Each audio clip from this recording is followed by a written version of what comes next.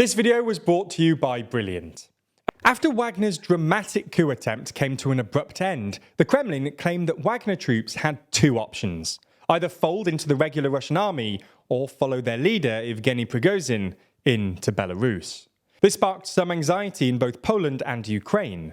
On Monday, Poland deployed counter-terrorism police to the Belarusian border, and a Ukrainian official told The Economist last month that they'd redeployed troops to the north in anticipation of a Wagner-led offensive from Belarus. So in this video, we're going to have a look at Wagner's new setup in Belarus, and whether they could open up a new northern front in Ukraine. Hint, the answer is probably no.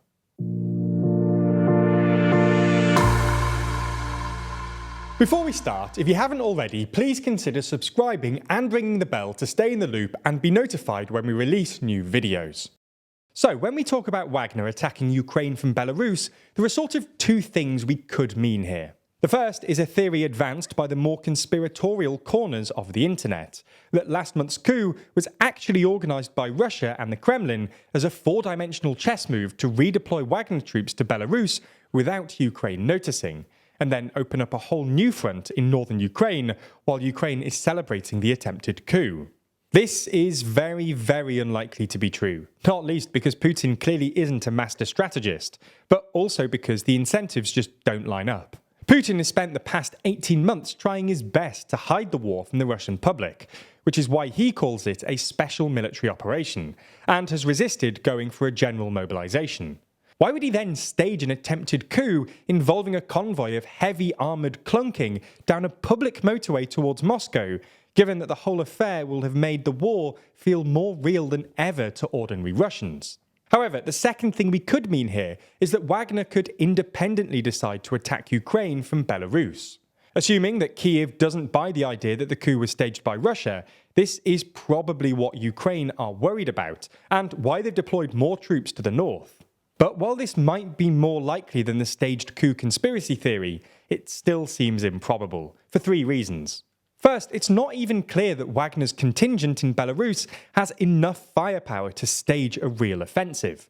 While the Kremlin announced the terms of a deal between Putin and Prigozhin a couple of weeks ago, they seemed to imply that Wagner troops had only two choices: either join the regular Russian army or follow Prigozhin to exile in Belarus. Given that Prigozhin had claimed to be supported by 25,000 troops in his coup, this seemed to imply that Wagner would have a similar number of troops in Belarus. After all, it's hard to imagine many Wagner troops folding into the regular Russian army, given the dire state of relations between Wagner and regular Russian forces, their apparent loyalty to Prigozhin, and the fact that Wagner troops, especially those stationed abroad, are significantly better paid than regular Russian troops. This would have been a real danger to Ukraine. 25,000 troops is enough to stage a full-on offensive, especially if they're supported by Belarus. However, it looks like Prigozhin has somehow found a way out of the deal, and in the past few days, it's become clear that Wagner is still operating out of their main base in Molchin, a town in Russia's Krasnodar district. This first became apparent last week, when a Russian journalist called Wagner, pretending that he wanted to sign up, and the Wagner recruiter confirmed that they were still operating out of Molchin. But was confirmed by Wagner's Telegram channel on Monday, when they released adverts for, quote, job openings in Molchin. In a call with a Financial Times journalist, a Wagner recruiter admitted that the recruitment process had, quote, become more difficult, but that Wagner was still mainly based in Russia, and insisted that there was no plans to fold them into the regular Russian military, as required by the deal. While there is a Wagner contingent in Belarus, based in Osipovichi, a town about 100 kilometers southeast of Minsk, it doesn't look like there are that many troops there, and reports suggest they had to give up all their heavy weaponry as part of the deal. So it's hard to believe that there are enough troops there to open up a new front. Second, any offensive would almost definitely require Belarusian President Alexander Lukashenko's explicit approval, and this seems unlikely. Since the war in Ukraine began, Lukashenko has had to walk a delicate tightrope. While he's a close ally of Putin's, and in many ways dependent on the Russian president, he knows that there isn't popular support amongst Belarusians for an invasion of Ukraine, and any attempt to mobilize would threaten his grip on power.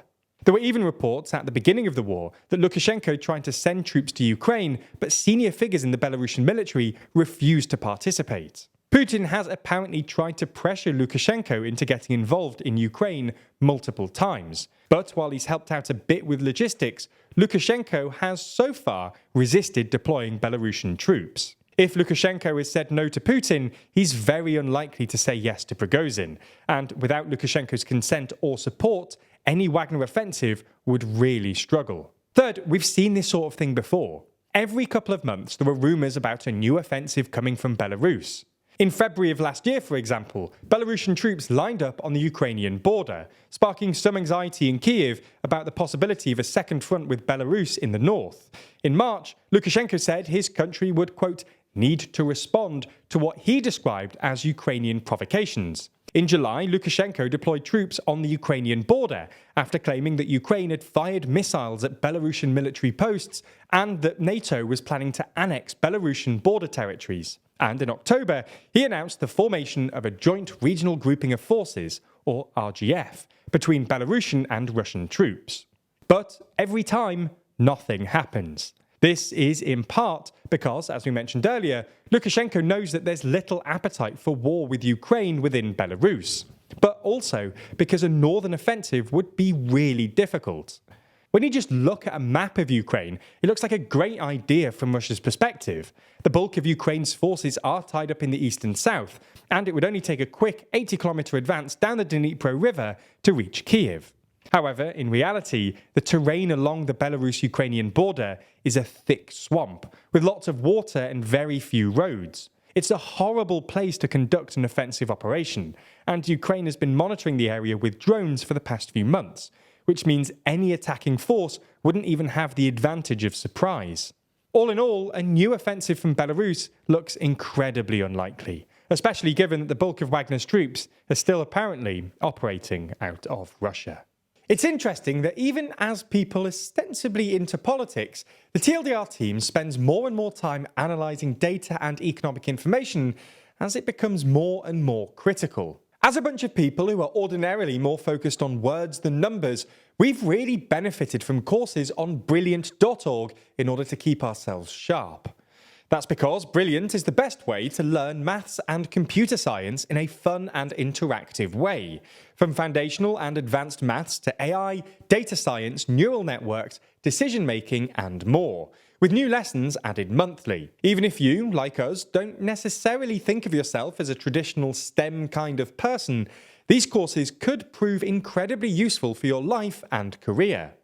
Courses like data analysis and the fundamentals of statistics can help anyone ensure that they're properly understanding our increasingly data-driven world, which is good news if your boss suddenly asks you to analyse a trade war, an economy, or the collapse of a currency. You know, just hypothetically. Anyway, you can try everything Brilliant has to offer free for a full 30 days by clicking on the link in the description. Plus, the first 200 of you will get 20% off Brilliant's annual premium subscription. Thanks for your support and for watching TLDR.